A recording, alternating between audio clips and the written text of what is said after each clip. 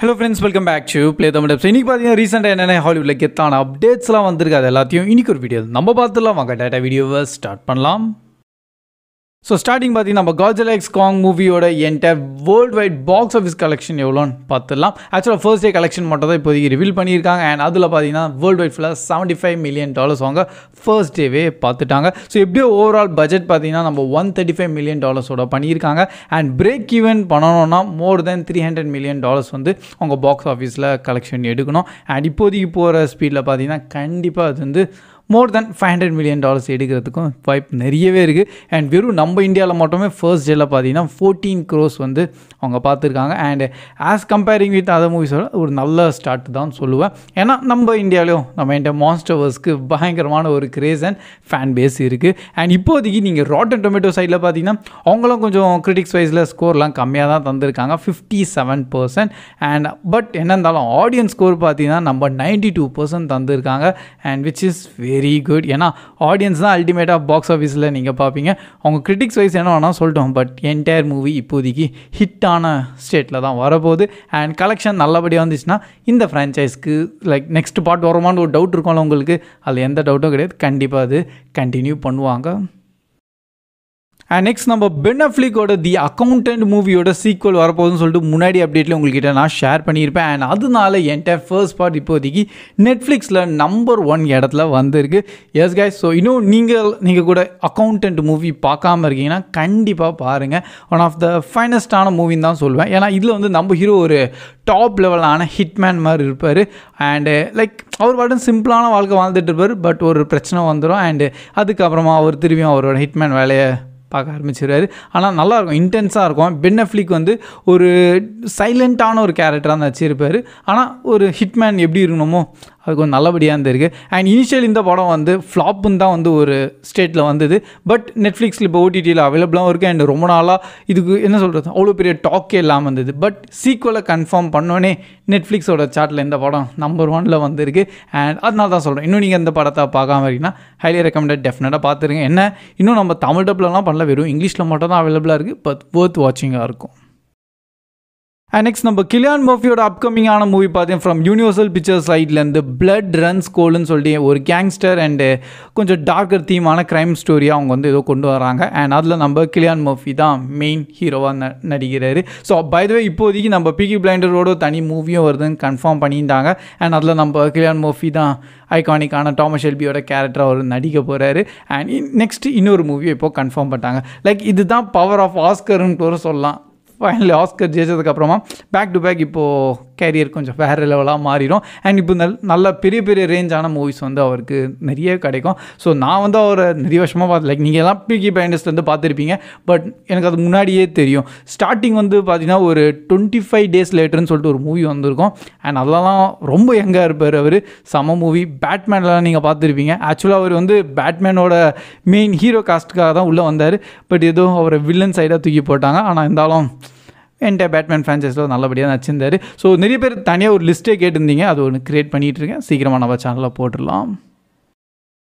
Next பார்த்தீங்கன்னா நம்ம Alan Rinchen. So இவர் தான் நம்ம ரீச்சர் சீரிஸோட மெயின் ஹீரோ. அண்ட் இப்போது லைக் ரீச்சர்லாம் நல்லபடியாக ஹிட்டும் இருக்குது, நிறைய மூவிஸ்லாம் வர ஆரம்பிச்சிட்டார். அண்ட் நெக்ஸ்ட்டு பார்த்தீங்கன்னா நெட்ஃப்ளிக்ஸ்லேயும் ஒரு செம்ம பெரிய டீல் ஒன்று பண்ணிட்டார். ஏன்னா நெட்ஃப்ளிக்ஸ் அப்கமிங் ஒரு ஹை லெவலான சயின்ஸ் ஃபிக்ஷன் மூவி பண்ணுறாங்க, வார் மிஷின்னு சொல்லிட்டு. அண்ட் அதில் மெயின் ஹீரோவாக நம்ம ஆலன் ரிச்சனை தான் சைன் பண்ணிட்டாங்க. ஸோ ஓகே, இவர் நான் ஆல்மோஸ்ட் அவரை பார்க்கும்போது தான் லிவிங் ஜெயிண்ட்னு தான் சொல்லுவேன்.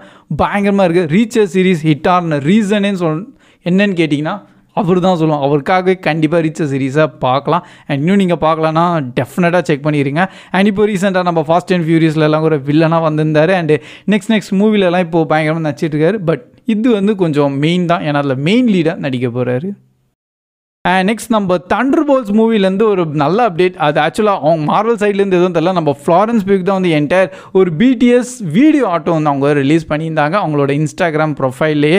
அப்படியே இப்போதைக்கு நான் என்ன பண்ணிகிட்ருக்கேன் காஸ்டியூம் என்னன்னு சொல்லிட்டு.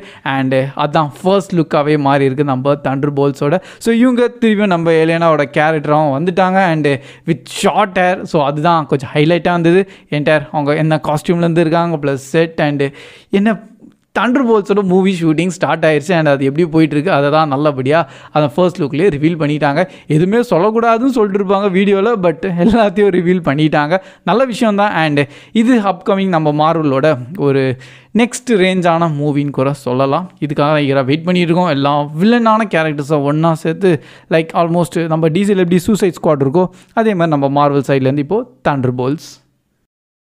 அண்ட் இப்போதைக்கு ஒரு செம்ம பெரிய கிராஸ் ஓவருக்காக சில பாசிபிலிட்டிஸ் அண்ட் ரூமர் ஆட்டம் ஒன்று போயிட்டுருக்கு. அது என்னென்னு பார்த்தீங்கன்னா நம்ம டிரான்ஸ்ஃபார்மர்ஸ் யூனிவர்ஸும் அண்ட் நெக்ஸ்ட் நம்ம ஜிஐ ஜோவோட யூனிவர்ஸும் என்கிட்ட கிராஸ் ஓவர் பண்ணலான்னு சொல்லிட்டு ஒரு கிராண்டான ஒரு பிளானில் இருக்காங்க.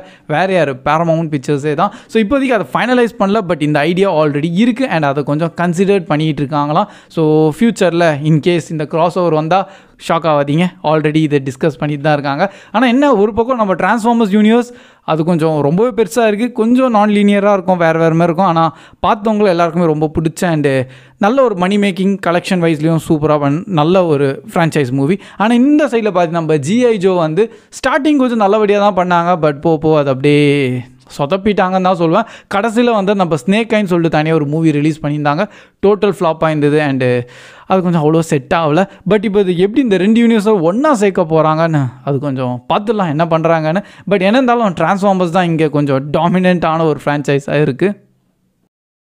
நெக்ஸ்ட் நம்ம பேட் பாய்ஸ் ரைட் ஆர் டையோட என்கிட்ட தமிழ் டப்டான ட்ரெய்லரும் இப்போது ரிலீஸ் பண்ணிட்டாங்க. அண்ட் இதில் அகெயின் நம்ம will Smith and Martin Lawrence அவங்களோட கேரக்டரோட திருப்பி வந்துட்டாங்க. ஸோ இதுக்கு முன்னாடி நீங்கள் பேட் பாய்ஸ் 1 and 2 பார்த்துருந்தீங்கன்னு வச்சிங்களேன், பயங்கர மாசாக இருக்கும். அண்ட் ரொம்ப வருஷம் கேப் கழிச்சு தான் தேர்ட் பார்ட் கொண்டு வந்தாங்க. அண்ட் ஃபைனலி இப்போது ஃபோர்த் பார்ட்டும் அப்கமிங் நம்ம June 7th ரிலீஸ் ஆகுது. ஸோ ஸ்டார்டிங் வெறும் லைக் ட்ரெய்லர் வரும்போது என்னடா வெறும் இங்கிலீஷ் அண்டு நம்ம ஹிந்தி டப்டான ட்ரெய்லர் மட்டும் தான் வந்தது, என்னடா தமிழ் டப்டான ட்ரெய்லர் காணுமே. ஆனால் அதுக்கப்புறம் நம்ம தமிழ் அண்ட் தெலுங்கு டப்டான ட்ரெய்லரும் ரிலீஸ் பண்ணிட்டாங்க, நல்ல விஷயம். அண்ட் இன்னும் நீங்கள் அந்த ட்ரெய்லரை பார்க்கலன்னா ஒரு தடவை செக் பண்ணிடுங்க. அண்ட் லிங்க்கு டிஸ்கிரிப்ஷனில் கூட நான் தந்துருக்கேன், அது போய் ஒரு நீங்கள் டேட்டா ட்ரெய்லரை பார்த்துடலாம். அண்ட் நெக்ஸ்ட் நம்ம பைரட்ஸ் ஆஃப் தி கரீபியனோட நீங்கள் நெக்ஸ்ட் பார்ட் எதிர்பார்த்துட்டு இருக்கீங்கன்னா உங்களுக்காக கொஞ்சம் ஷாக்கிங்கான அப்டேட் தான். ஏன்னா இதுக்கு முன்னாடி வந்த நம்ம பைரட்ஸ் ஆஃப் த கரீபியனோட அவங்க டோட்டலி க்ளோஸ் பண்ணிட்டு அண்ட் இதுக்கப்புறம் என்கிட்ட ஒரு ரீபூட் ஆனும் கொண்டு வரலான்னு சொல்லிட்டு டிசைட் பண்ணிட்டாங்க. அண்ட் இதில் ஃபுல் அண்ட் ஃபுல் நியூ ஆக்டர்ஸாக தான் நடிக்க போகிறாங்க அண்ட் சில நியூ கேரக்டர்ஸோடையும் கொண்டு வர போகிறாங்க. ஸோ என்ன இருந்தாலும் கண்டிப்பாக நம்ம கேப்டன் ஜாக் ஸ்பேரோட கேரக்டர் அப்படியே தான் இருக்கும். ஆனால் அந்த கேரக்டர் இப்போ யார் நடிக்க போகிறாங்கன்னு தான் ஒரு சம பெரிய கேள்வியாக இருக்க போகுது. ஆனால் எப்படியோ நம்ம ஜானி டெப் உள்ள நடிக்க மாட்டார் தான், அவர் ஆல்ரெடி சொன்னது தான். அண்ட் அது எப்படி கன்வின்ஸ் பண்ண போகிறாங்களா இல்லையா, இல்லை அதை சஸ்பென்ஸாக மெயின்டைன் பண்ணி ஃபைனலாக தான் ரிவீல் பண்ணுவாங்களா, அது நம்ம அப்கமிங் டேஸில் தெரிஞ்சுக்கலாம். பட் இப்போதைக்கு என்கிட்ட நம்ம பைரட்ஸ் ஆஃப் தி கரீபியன் ஃபுல்லாகவே ரீபூட்டாக தான் பண்ண போகிறாங்க. ஸோ முன்னாடி வந்த எந்த ஒரு கண்டினியூட்டி இல்லாமல் இருக்கும் அண்ட் ஃபுல் அண்ட் ஃபுல் ஃப்ரெஷ்ஷாக இனிஷியல் ஸ்டோரியிலேருந்து ஸ்டார்ட் பண்ண போகிறாங்க. அண்ட் இப்போதைக்கு நம்ம எம்சியூ சைட்லேருந்து ஒரு பயங்கரமான ஒரு பெரிய அப்டேட்டுன்னே சொல்லலாம். நம்ம கிறிஸ் எவன்ஸ், எஸ் அவர் திருப்பியும் நம்ம எம்சியூவில் வராருன்னு சொல்லிட்டு ஒரு ரூமர்ஸாக ஒரு செம்ம பெரிய டாக் போயிட்டுருக்கு. அண்ட் பாசிபிலிட்டி என்னதுன்னா நம்ம எல்லாருக்குமே தெரிஞ்சது நம்ம கேப்டன் அமெரிக்காவாக கூட இருக்கலாம், இல்லை வேறு ஏதோ கேரக்டராக கூட இருக்கலாம், இல்லை ஜஸ்ட் ஒரு கெஸ்ட் அப்பியரன்ஸான்னு தெரில. ஆனால் இப்போதைக்கு இந்த ரூமர்ஸ் தான் கொஞ்சம் நல்லபடியாக போயிட்டுருக்கு. அண்ட் இப்போதைக்கு எம்சியூ லைக் மார்வல்ஸோட மூவிஸோட ஸ்டேட்ஸ் எல்லாம் பார்த்துருந்தீங்கன்னா டவுன்ஃபால் ஆகிட்டே தான் போயிட்டுருக்கு. அதனால் அவங்களோட திருப்பியும் பழைய கேரக்டர்ஸ்லாம் உள்ளே வந்து அப்லிஃப்ட் பண்ணுற டைம் வந்துருச்சுன்னு நினைக்கிறேன்.